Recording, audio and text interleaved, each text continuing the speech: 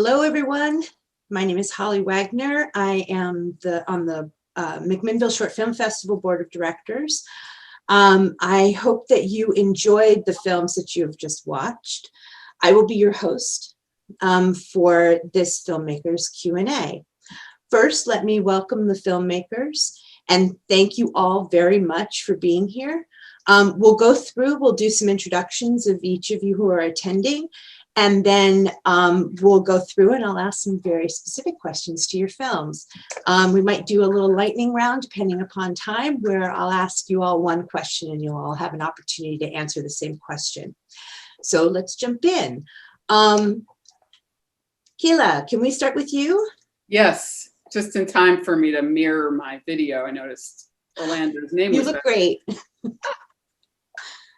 Yes, I am the director, cinematographer, editor for Orlando, becoming Orlando DUGI, co-produced by Amber Dawn Barrow of the Southwest Association of Indian Arts, and starring Orlando DUGI, a Navajo fashion designer. Excellent. Will you just say your names also, and as well as where you're from? I believe I said Kaela Waldstein. I might not have. I'm from San Francisco originally, born and raised, and I've been living in Santa Fe, New Mexico for the past almost 4 years. Awesome. Thank you. Shaelyn, sorry, my apologies. No worries. Hi, my name's Shaelyn Johnston. I'm the writer and director of The Healing Dance, and I'm coming to you from Vancouver, BC, which is on the traditional territory of the Musqueam, Tsleil-Waututh, and Squamish peoples. Awesome. Krista? My name is Krista Davis, and I'm here with the Salt River Water Walk. I was the director and the editor, and I worked on this project with Jenny Zander from Minneapolis, who is not with us tonight, and Sharon Day, an Ojibwe elder who led the water walk. And I am in Dawson City, Yukon. Thank you. Sara? Hello, I'm Sara Holsconek, co-director of the film Yehow. I am located in Woodinville, Washington, traditional Snohomish lands. Excellent. And Pamela? We hats. Chelalakem sistas, the hope chad. My name is Fighting Woman, and today we're in Tulalip, Washington. I am the co-director of Yehow. Excellent. Thank you so much. I love that. Fighting Woman, you said? Yes. Excellent. Thank you so much for sharing that. Actually, so maybe what we'll do is we will start with you, Sara and Pamela. And I actually learned a lot. I'm going to jump right in and start asking you guys about your film. So I actually learned so much that I had no idea. Like, I have a gas range and I had no idea that there was an effect from that. Made me rethink and start talking about that impact just in general, not only of the emissions, but also of the environment. And so in the film, you talk about how you come together and meet. I wanted to sort of get a perspective from both of you of how that connection hit you first with the story. And you seemed very close in that film. Sure. Yeah, I mean, I think that Pamela and I have, our relationship has grown over our fight against the pipeline. And as you mentioned in the film, just continuing to uncover these linkages between the fossil fuel industry and the way that our environment is being degraded and our climate is being threatened. So, this narrative that we've all heard that natural gas is a bridge fuel is something that we have to move past. And I think Pamela and I just have connected because we share really, common values around these things. We want our children to have a healthy place to live, and their children too. Pamela, I'll let you take it from here. Yeah, I think it was Sarah's idea for for the documentary. But we found, I think, additionally to what she said, we found a great commonality in the things that we love about what is now the Puget Sound. I had shared a story with her about a couple of places, one being Little Bear Creek and another being the Big Four ice caves. And I think when she went, oh, we used to go there, and then we just started talking about all the things about this place that our people love, that the new people love too, and that kind of brought us together for a Yehow. It really became working together, pushing forward together, completing it together, and that's kind of how it started. Well, thank you for sharing that. I really appreciate it. I mean, your film is very powerful. All of these films, I should just say, are powerful, but each one has a very different and distinct message. So I'd like to go, let's see, where do I want to go? I'd like to go to Shaelyn. I'm so sorry they keep messing up your name. What a great story you're telling here. And I really felt so called and connected with the whole history and connection of passing from the grandmother and that comforting element and the jingle for the dance. All of that just really just drew me in, and even the illustration really reflected the words and the music. Can you talk about how well, first, I'm going to ask you two questions. One is how you decided it was going to be a cartoon, or not cartoon, animation or drawing, right? How you decided it was going to be that. And then secondly, how you even came about this story. Sure. I'll start with the second question, if that's okay. Yes. Yeah. So this is a story that's rooted in truth, the jingle story, the jingle dance, and how that came about. And it was rooted in the story of a family where a young girl became sick, and the father had a dream about these dancers, and he asked women in his community to do the dance for his daughter, and that ended up healing her. And that's how the jingle dance came to be. And it's a story that's rooted in Ojibwe culture, which I'm half of on my mom's side.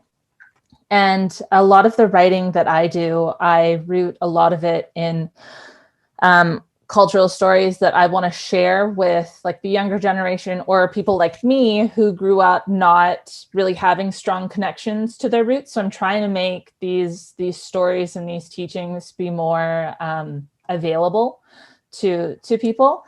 And so that's where the inspiration came for that. It also came from the fact that I've become an auntie in the last couple of years. I have a young niece and a nephew. And so it's really important for me for them not only to have these stories, but also, to see themselves on screen, to see Indigenous representation in the films and TV shows that they watch. That's really important for me. And second, the way that I decided to do this as an animation, this is the first film that I directed. And for some reason, I had it in my head that doing it as an animation would be a lot easier than to do it as a live action.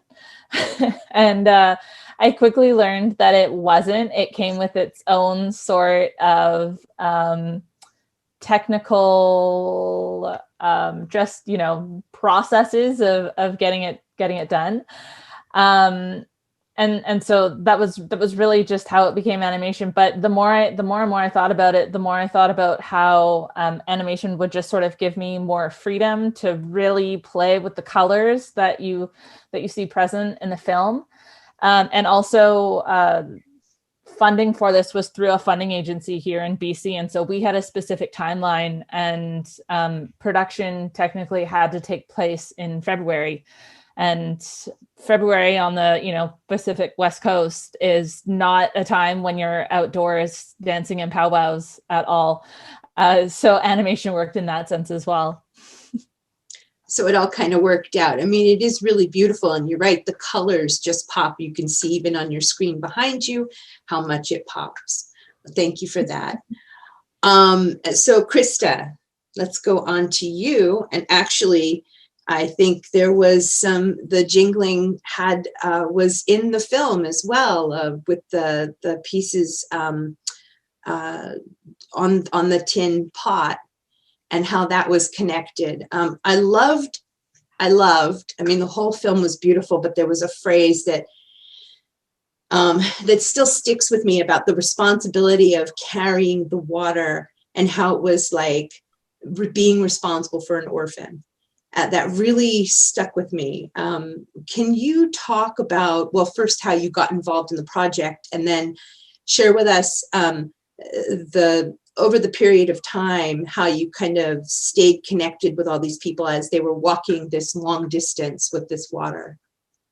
I was invited down to Arizona to film the project and to document the project by the Museum of Walking and the Institute for Desert Humanities. And they were both directors. The directors of both those organizations were people I'd worked through in my graduate degree when I was in Phoenix. And I was in Phoenix for 3 years for a graduate degree without a car. And as many people know, Phoenix is a city basically built for the car. And I walked everywhere. So I think that's why they asked me to come down, because they knew I could travel in the desert by foot. So the reason I said that I wanted to do this project is because, you know, when you're walking through Phoenix, you can walk for hours and not really see that many other people because everybody's in their car. So there's this, like, you know, sprawling cement and lack of connection to people. And there was just like a real disconnect, I think, between community and between the land. And I really kind of carried a sadness for that in my time there. So I jumped on the opportunity to go down. So we all met at the headwaters of the river, and we gathered a pail of water. And you know, the one thing we had to do over the 5 days was to keep that water moving. And at the start, we were strangers, and kind of through the day, we would walk, depending on the person, maybe half a mile or a mile and a half or 2 miles, and then switch the pail. And our one thing was just keep it moving, keep it moving, keep it moving. Even if we were coming up to a corner in a really busy street, you know, the person with the staff would have to kind of lunge out and have the eagle stop the cars, and you know, and we did that. And I think just that time with the water and the one goal of moving it forward, you know, we really felt that responsibility to the water and to each other, and to making it to the end where we would return the water. I loved how you honored the red dress. That actually really touched my heart, and actually brought tears to my eyes when I saw it. I was like, that was, anyway, thank you. So Kaela, talk to me about Orlando. What a great guy. Yeah, where do you start with Orlando?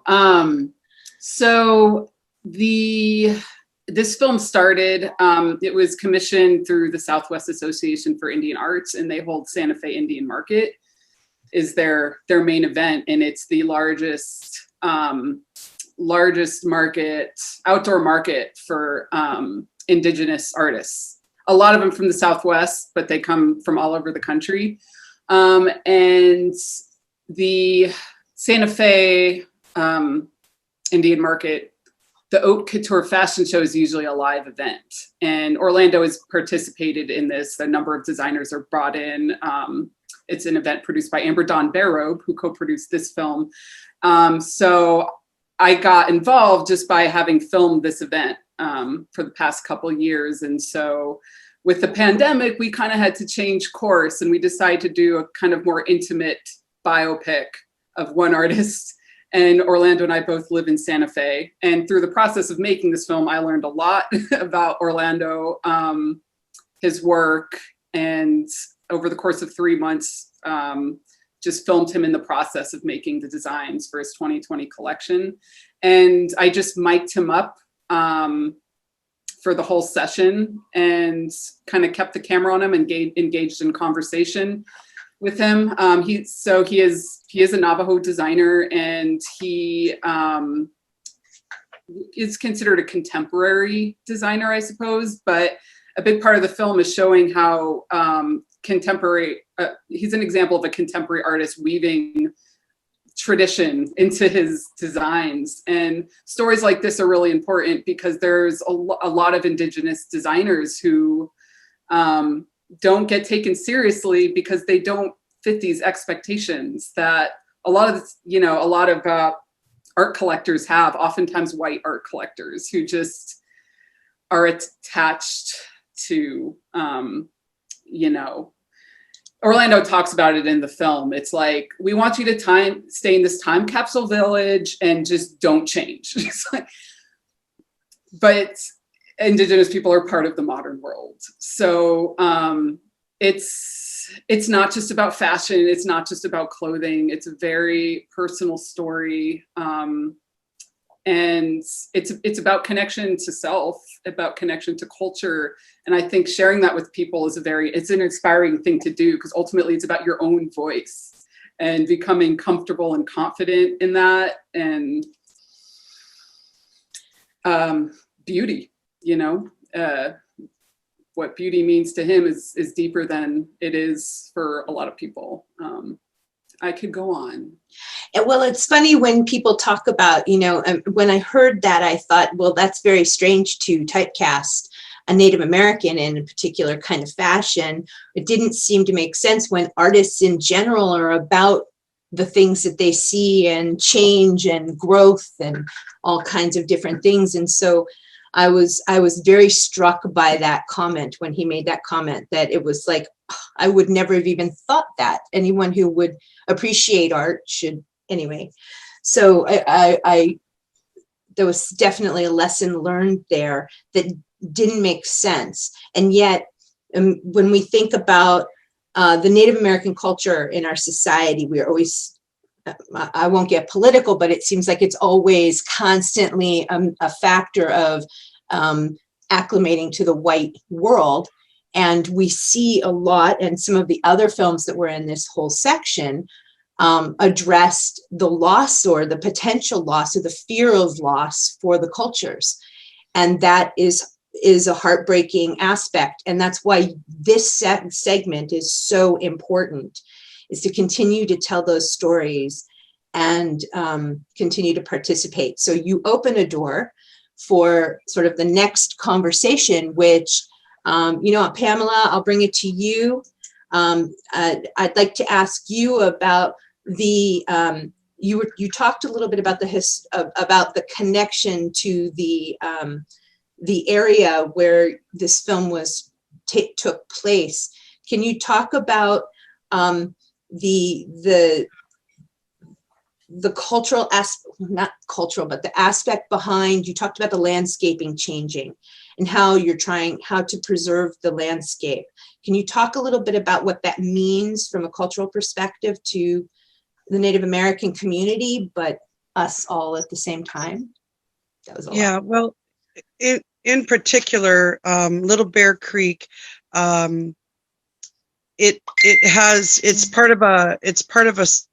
it's got one of the largest salmon runs in what is now King County and Snohomish County, and those salmon are cornerstone species, but they're also here in what is the Salish Sea. There are relatives, and they tell us the health of the people. And when I say the people, I mean all the people. I don't just mean the human people. And so that's relevant. That's huge. And when you ruin an area and you don't make it whole again, how that becomes part of genocide. That becomes part of environmental and cultural genocide, because the plants and animals that should be there protecting Little Bear Creek are now all obliterated in that area. Yeah. And so that's huge for me. And the other thing that's really huge is that this isn't just a story of Snohomish people. This is something that affects the fracked gas, liquefied fracked gas, PSE and the Williams Company that are enlarged this pipeline and made a pipeline to nowhere actually, get their gas from the Alberta tar sands, get their fracked gas, their dirty fracked gas, and that affects Indigenous people from the tar sands all the way down, all the way over to the west coast and all the way down to here. So it's not just us. And I think that people don't realize that the genocide of the salmon is the genocide of the Indigenous. Thank you for sharing that. Thank you for sharing that. Sara, how about you from your perspective and your connection to the land as well? Yeah, so just kind of expanding on what Pamela shared, I have seen the landscape change in my own lifetime here as we've had more and more development around Seattle. And then, we, as Pamela shared, we've seen our salmon runs just drop precipitously. We're seeing our orcas, our southern resident orcas are starving because they don't have enough Chinook, which is their favorite food source. And there's a lot of environmental factors that go into that. But, I think that what it really comes down to is that we need systemic change away from this fossil fuel based economy that we have created. We have to stop living in such an extractive way. And so that's what has really struck me, that we have to move away from this sort of systemic way of being extractive, because the resources aren't there forever, So yeah, I think it's just so important to be thinking about how we're impacting, as Pamela mentioned, these cornerstone species like our salmon. And that kind of also leads into, thank you for that, that leads into the whole thing around the Salt River Walk, Salt River Water Walk, in that, it's about that awareness and that cultural aspect that was being shared, so that in a way it's not lost. And so, Krista, do you want to talk a little bit about some of the experience? I mean, you talked about the details around the filming, but can you talk a little bit about the experience of things that you learned? I didn't know very much about Ojibwe culture at all when I started this project. And it was, over the 5 days that we walked with the water, if I wasn't walking with the water, or if I wasn't running beside them with a camera, I was with Sharon. And she shared so many incredible stories and so much of her culture with me. And so yeah, she was really generous in the way that she shared that knowledge.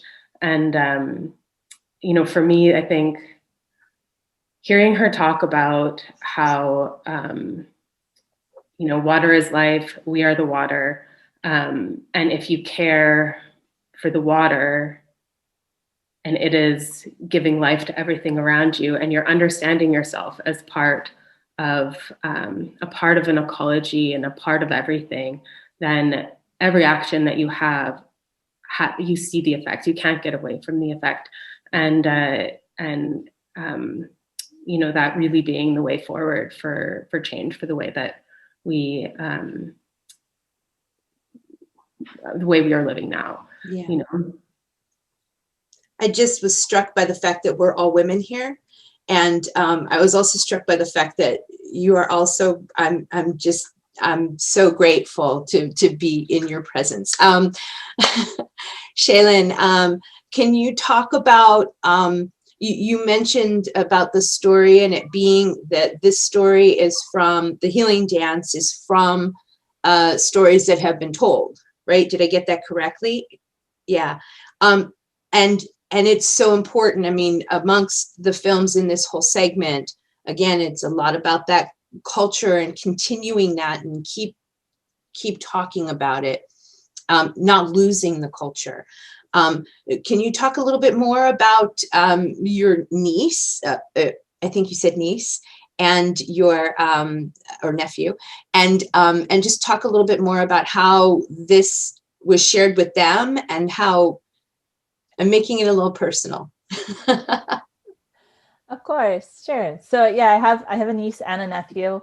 My nephew is 5 and my niece is 3. So, you know, that's another aspect of doing animation. That's sort of, you know, their jam right now.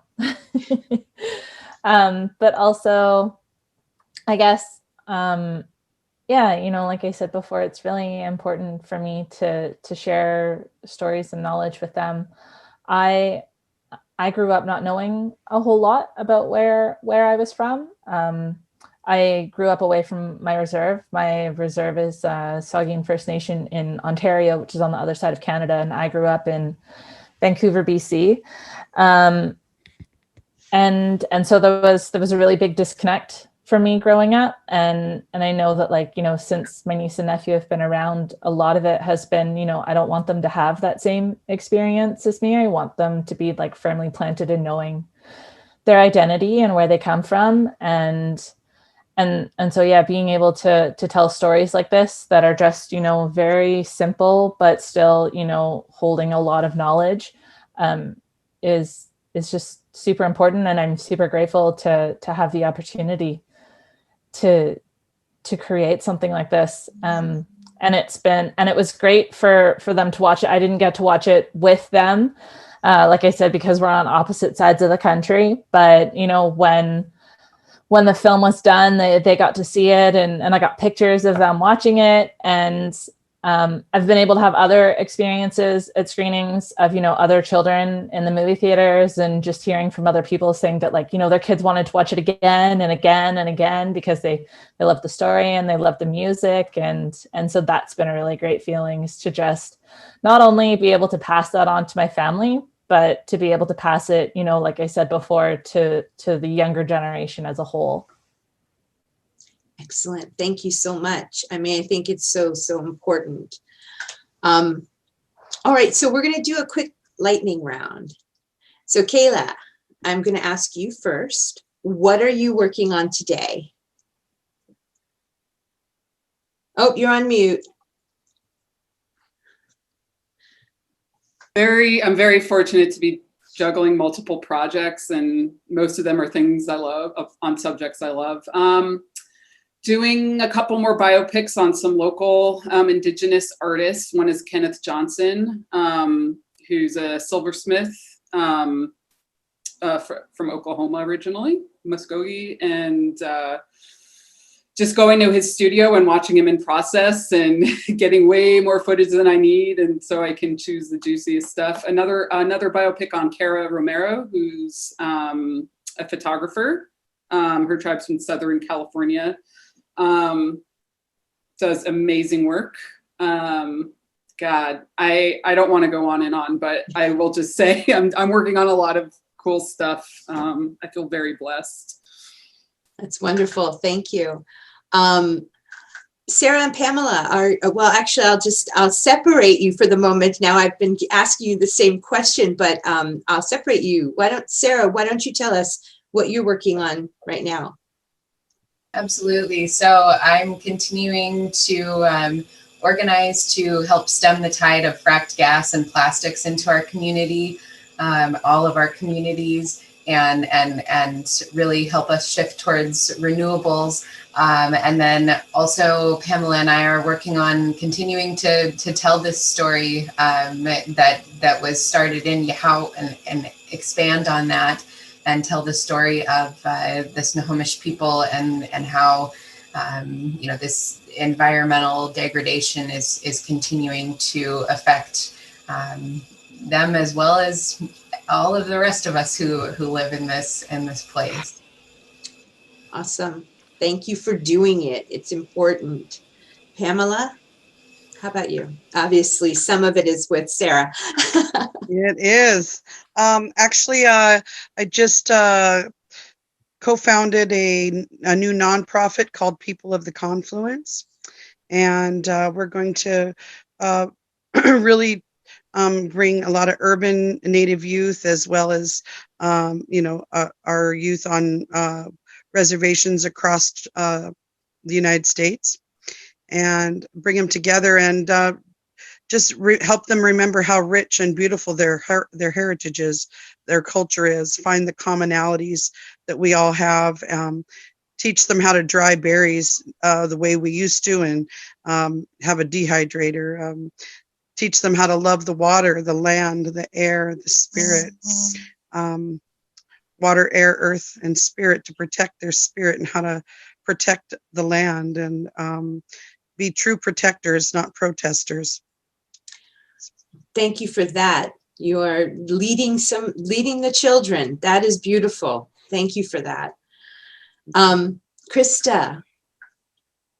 I have a bunch of projects on the go too. I'm still working with Sharon. We're working on a water walk exhibition that's going to be at the Minneapolis Institute for the Art, and hopefully travel after that.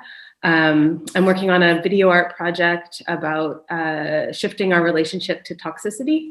So instead of kind of approaching toxic land with the idea of like quarantine and like keep out, what happens if we approach it with care and love. And the third thing is a project that I am working my way through, a young documentary with a young African Nova Scotian woman who is facing a life sentence in prison. And we're working right now on a poetry exchange where I'll animate her poetry, and then we'll build a documentary from that. Wow, that's powerful. Thank you. Shaelyn. Well, I'm in graduate school right now. I'm working on my Master of Fine Arts in Creative Writing. So a lot of what I'm doing right now is class assignments.